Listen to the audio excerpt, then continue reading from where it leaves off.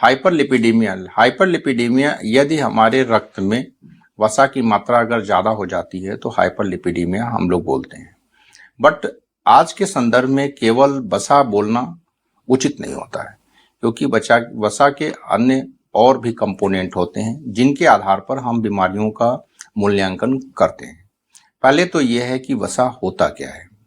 वसा जो अमूमन मतलब जो है हम लोग बोलना चाहते हैं कि तेल या फैट या चर्बी, अमूमन यही भाषा यूज की जाती है। सबसे पहले तो ये बताना जरूरी है कि वसा हमारे शरीर में जाता कैसे है। हम लोग भोजन के द्वारा वसा को यूज करते हैं और कुछ खाद्य पदार्थ ऐसे होते हैं जिसमें वसा की मात्रा पाई जाती है। दैनिक जीवन में हमारे भोजन का 20 से 40% जो है वसा उपयोग में लाया जाता है और जो हम एनर्जी यूज करते हैं उसमें 20% जो कंपोनेंट है वो वसा से ही प्राप्त होता है। अतः वसा हमारे जीवन में बहुत बहुमूल्य उपयोगी एक पदार्थ है। अतः यह नहीं कहा जा सकता है कि वसा चर्बी बहुत घातक, बहुत हानिकारक और बहुत कम मात्रा में लेनी चाहिए। ज़्यादा मात्रा में न लें, बट इसकी मात्रा हमारे शरीर के लिए काफ़ी उपयोगी सिद्ध होती है। कैसे? सबसे पहले यह जानने की ज़रूरत है कि वसा हमारे शरीर में करती क्या है। वसा हमारे शरीर के जो ऊतक होते हैं, जो कोशिकाएं होती हैं, जो उनकी दीवारें होती हैं, वो इसके फैट के द्वारा बनी होती। उसके अलावा जो हार्मोन हैं, सेक्स हार्मोन्स हैं और भी हमारे जो कुछ हार्मोन हैं जो वसा द्वारा बनाए जाते हैं। इसके साथ साथ कुछ विटामिन जो फैट सॉल्युबल विटामिन हैं, विटामिन ए, डी, ई और के, इस वसा द्वारा ट्रांसपोर्ट होता है। यदि आप वसा की मात्रा नहीं लेंगे तो इस तरह की जो विटामिन है उसकी डिफिशियंसी हो जाएगी। इसके साथ साथ ये समझने की जरूरत है कि जब हम कोई खाद्य पदार्थ लेते हैं और उसमें जो फैट होता है वो हमारे मुंह द्वारा, हमारे आहार नली द्वारा होता हुआ नीचे की तरफ जाता है, तो हमारे अंदर जो है दो चीजें हैं। एक तो पेनक्रियाटिक जूस निकलता है जो पेनक्रियास से निकलता है, और एक बाइल जो बिलियरी डक्ट द्वारा होते हुए हमारे लीवर से निकलता है। जो ये बाइल जो है ये क्या करता है, इमल्सिफिकेशन करता है। और इमल्सिफिकेशन क्या होता है कि वसा जो है उसको छोटे छोटे पार्ट में तोड़ देता है। जैसे डिटर्जेंट जो है वो वसा को तोड़ता है और चिकनाई को कम करता है, जिससे छोटे छोटे पार्टिकल में टूट जाते हैं।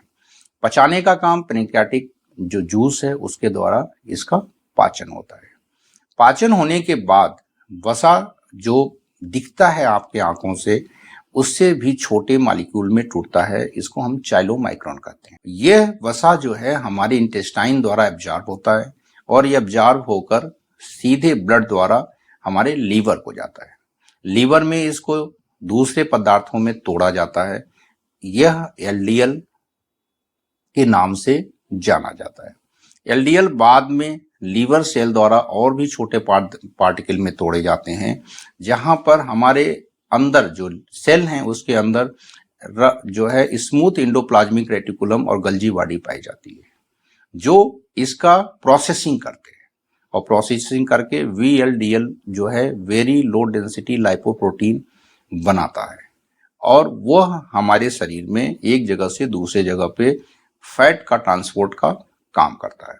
इसके साथ साथ फैट जो है हमारे शरीर में जो है वो डायरेक्ट नहीं चल सकता, क्योंकि ब्लड में अगर फैट चलेगा तो वो रुक जाएगा।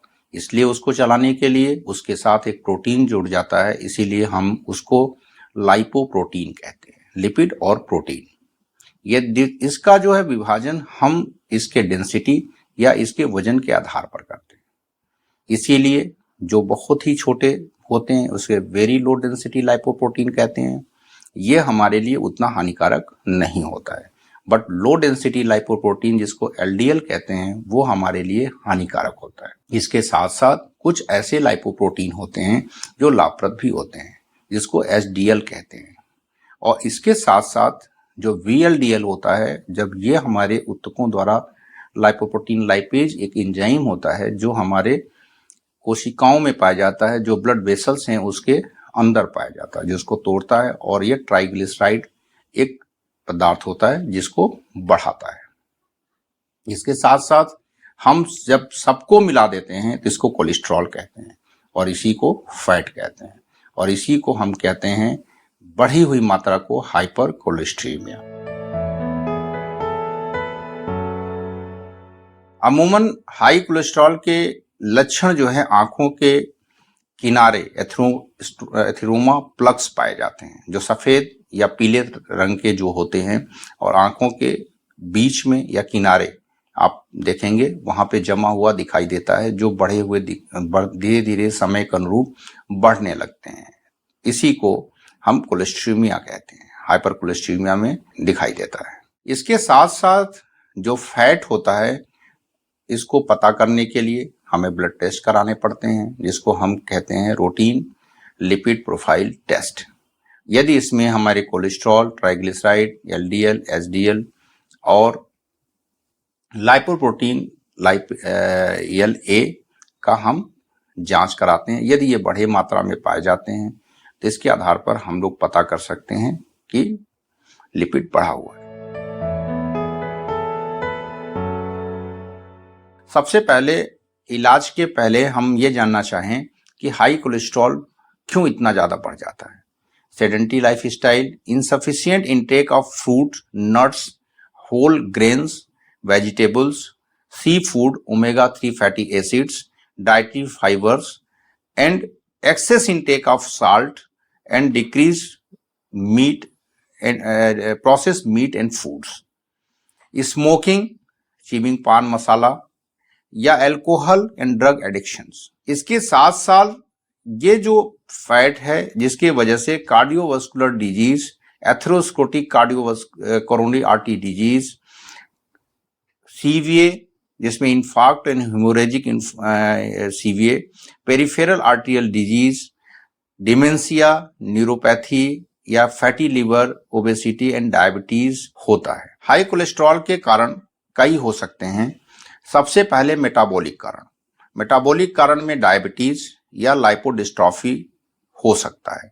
उसके अलावा रीनल में रीनल डिजीज या रीनल फेल्योर हो सकता है। इसके अलावा लीवर सिरोसिस में भी पाया जाता है, या बिलियरी ऑब्स्ट्रक्शन में हमारा फैट बढ़ा पाया जा सकता है। हार्मोनल, जिसमें हम एस्ट्रोजन, प्रोजेस्टेरॉन या हाइपोथायराइडिज्म में या कार्टिकोस्टेरॉइड वाली बीमारियों में ये पाया जाता है। Lifestyle, physical inactivity, obesity, diet rich in fat and और भी अल्कोहल इंटेक में, स्मोकिंग में ये बढ़ा मात्रा हो सकता है। जो कोलेस्ट्रॉल या हम फैट की बढ़ने के वजह से दिक्कत क्या होती है, इसको समझाने के लिए हम आपको दिखाना चाहते हैं। ये जो हमारा ऑर्टा है या जो हमारे वेसल्स हैं, इसके जो अंदरूनी भाग है, इससे बाहर की तरफ यदि देखेंगे तो लेयर बाय लेयर 3 लेयर होती है, जिसको सबसे पहले हम अंदर वाली लेयर को जो है इंटीमा कहते हैं, उसके मध्य वाली लेयर को ट्यूनिका मीडिया कहते हैं, और बाहर वाली लेयर को हम एडवेंटिसिया कहते हैं। जो सबसे अंदर लेयर होती है वो एक सिंगल लेयर होती है, एंडोथेलियल लेयर कहलाती है, जो बेसमेंट मेम्ब्रेन पर चिपकी होती है। अंदर वाली लेयर में जो है सबसे पहले फैट का डिपोजिशन होता है। यदि फैट बढ़ेगा तो वो एंडोथेलियल लेयर को होते हुए अंदर की तरफ डिपॉजिट होती है। डिपॉजिट होने की वजह से जो फैट डिपॉजिट हो रहा है उसके वजह से वहां पे इन्फ्लेमेटरी सेल्स डिपॉजिट होने लगते हैं। इन्फ्लेमेटरी सेल आने से, न्यूट्रोफिल के आने से, आपके मैक्रोफेजेस के आने से धीरे धीरे क्या होता है कि वहां पे थोड़ा सा इन्फ्लेमेशन चालू होता है, और वहां पर आपके स्मूथ मसल सेल्स भी डिपॉजिट होने लगते हैं, और उसके बाद वहां पर जो मैक्रोफेजेस होते हैं या जो सेल्स होते हैं वो इस फैट को खा लेने लगते हैं, जिसकी वजह से फोम सेल्स बन जाते हैं और इस तरीके से कुछ वहां पे फाइबर्स जो होते हैं उसका भी डिपोजिशन होता है। देखते देखते जो प्लग हमारा जो एक छोटा सा जो आपके एक सॉफ्ट प्लग जो था वो धीरे धीरे हार्ड होने लगता है और उसकी साइज भी धीरे धीरे इंक्रीज करने लगती है। ये बाहर की तरफ नहीं जा सकते क्योंकि बाहर की जो लेयर है, मीडिया जो लेयर है वो मजबूत होती है। ये अंदर की लेयर जो होती है वो लचीली होती है, अतः यह जो प्लग है वो अंदर की तरफ बढ़ने लगता है और बढ़ते बढ़ते नाड़ी की जो साइज होती है उसको कम करने लगता है। अंत में इसी प्लग में कैल्शियम का डिपोजिशन होने लगता है और ये जो पहले सॉफ्ट थे बाद में हार्ड और ये कैल्सिफाइड हो जाते हैं। इस तरीके से नाड़ी का पतलापन होना या नाड़ी की इलास्टिसिटी लॉस होना या अंत में जाकर हाइपरटेंशन कर देना और ये प्लग अगर डिजॉल्व होते हैं तो एम्बोलिक फोकाई डेवलप करना और अन्य परेशानी उत्पन्न कर सकते हैं। हाई कोलेस्ट्रॉल का इलाज मुख्यतः फ्रूट एंड लीफी वेजिटेबल्स, जिसके वजह से जो coronary heart disease and cerebrovascular accident की मात्रा कम होती है। इसके अलावा यह देखा जाता है कि जो नट्स होते हैं या लेग्यूम्स जो हम अगर लेते हैं तो LDL-C, एपो, लाइपोप्रोटीन बी की मात्रा कम होती है, जिसके वजह से कोरोनरी हार्ट डिजीज और इसके साथ डायबिटीज 30% रिड्यूस होता है। यदि हम refined grains, starch and sweets अगर हम लेते हैं जिसमें white breads, rice, potato and जिसकी वजह से वजन बढ़ता है और इसके साथ साथ coronary heart disease and diabetes mellitus के का वजह बढ़ने का कारण हो सकता है।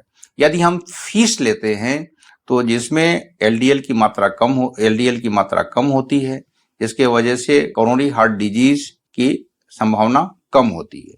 बट अगर हम देखें लॉन्ग टर्म में बेनिफिशियल होता है। रेड मीट्स की मात्रा की वजह से फैट की मात्रा ब्लड में बढ़ती है, जिसकी वजह से coronary heart disease, diabetes mellitus, strokes and other peripheral disease होने की संभावना बढ़ती है। पोल्ट्री या एग अगर हम देखें तो ये कोरोनरी हार्ट डिजीज के लिए न्यूट्रल होते हैं। डेयरी प्रोडक्ट्स में देखा जाता है कि ये स्ट्रोक और डायबिटीज की संभावना कम करते हैं। इसके साथ अगर हम अधिक मात्रा में शुगर लेते हैं तो ओबेसिटी बढ़ती है और डायबिटीज और फैट बढ़ने की संभावना बढ़ जाती है। कॉफी, टी न्यूट्रल होते हैं। कार्बोहाइड्रेट्स या अल्कोहल अगर हम लेते हैं तो उसमें फैट की मात्रा बढ़ने की संभावना बढ़ जाती है और इसके वजह से कोरोनरी हार्ट डिजीज या पेरिफेरल वास्कुलर डिजीज बढ़ जाता है।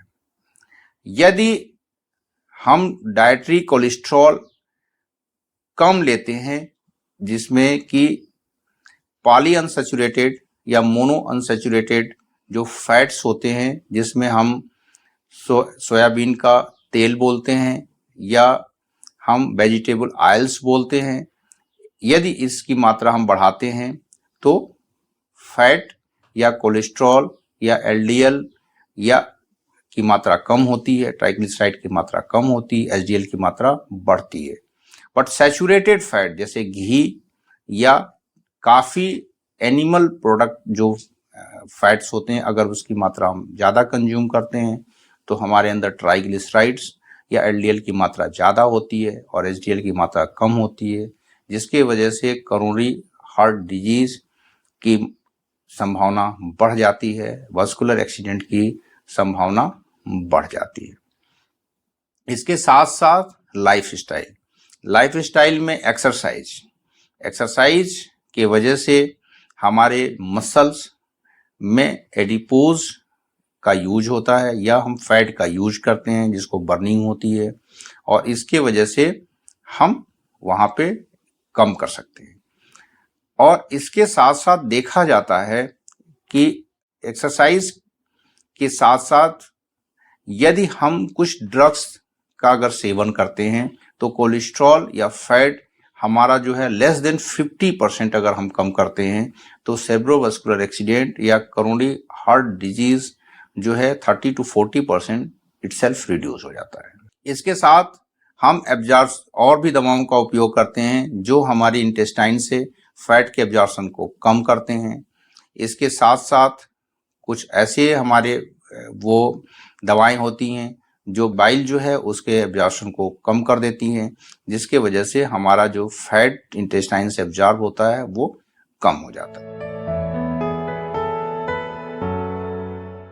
कोलेस्ट्रॉल या हाई कोलेस्ट्रॉल से क्या बचाव कर सकते हैं? सबसे पहले ये है कि हमें सैचुरेटेड फैट की जितनी मात्रा कम हो सके उसका सेवन करना चाहिए। दूसरा, हमें रेड मीट या कुक्ड या प्रोसेस्ड मीट का सेवन कम से कम करना चाहिए, या डालडा या जो भी तला भुना कई बार हीट करके अगर जो भी फैट हमें यूज करना होता है उसे अवॉइड करना चाहिए। इसके साथ साथ हमें हमेशा जो है सोयाबीन ऑयल जो होता है या जो मूंगफली का तेल होता है या वेजिटेबल ऑयल जो आपका मस्टर्ड ऑयल होता है उसका हम उपयोग करें तो सेहतमंद होंगे। अब इसके साथ साथ ये भी कहा जाता है घी का सेवन करें कि नहीं करें। देसी घी तो देखा जाता है यदि कम मात्रा में देसी घी का प्रयोग करते हैं, जो आपका एक बुफेलो का होता है और एक कहते हैं काउज का बना हुआ घी होता है, तो जो भी घी यदि उसको हम जमाते हैं और जमाने के बाद मलाई निकालते हैं और मलाई के बाद उसको मट के हम जो घी बनाते हैं उसमें देखा जाता है कि पॉली अनसैचुरेटेड फैट्स या जो है मोनो अनसैचुरेटेड फैट की मात्रा ज़्यादा होती है और हमारे शरीर के लिए लाभप्रद होती है। अतः हम उन फैट का सेवन करें जिससे हमें मोनो या पॉली अनसैचुरेटेड या ओमेगा 3 फैटी एसिड्स जिसमें ज़्यादा मात्रा में पाया जाए, जैसे सी फूड्स या हम फिश जिसमें ये मात्रा प्रचुर मात्रा में होता है। बचाव में सबसे ज़्यादा इम्पॉर्टेंट ये है कि एनिमल प्रोडक्ट्स फैट अवॉइड करें, जिससे वसा की मात्रा शरीर में कम होती है और हमारे नाड़ियों में जो फैट का डिपोजिशन है वो भी कम होता है, जिसके वजह से एथेरोस्क्लेरोटिक कोरोनरी आर्टरी डिजीज कम होती है। कोरोनरी आर्टरी डिजीज की मात्रा कम होती है, एमआई कम होते हैं, सीवीए कम होता है, पेरिफेरल आर्टरी डिजीज कम होती है, रेटिनोपैथी कम होता है।